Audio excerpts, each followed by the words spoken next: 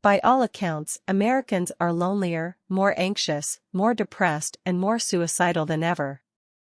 The Pew Research Center reports that at least 40% of adults faced high levels of psychological distress during COVID.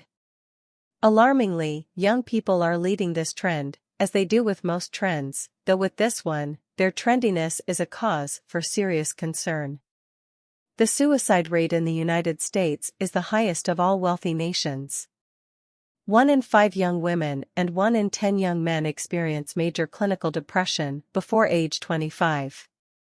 Suicide rates among children 10 and older are the second leading cause of death among 10 to 24-year-olds, behind unintentional injuries and accidents.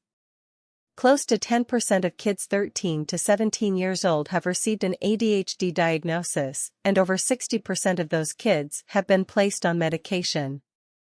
And 60% of them have been diagnosed with a second emotional or behavioral disorder. 30% of those diagnosed with ADHD were also diagnosed with anxiety.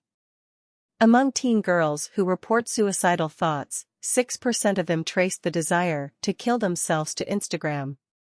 What's worse is, Instagram, owned by Facebook parent company, Meta, knew their platform was adversely impacting teen girls and did nothing to stop it, presumably because that would interfere with the ever-increasing screen time for these young girls.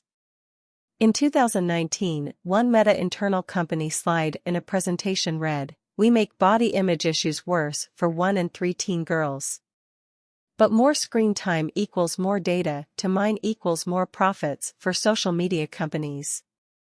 Of note, these alarming numbers are all likely underestimates versus the current state of affairs, as they are all from before isolating COVID policies took hold.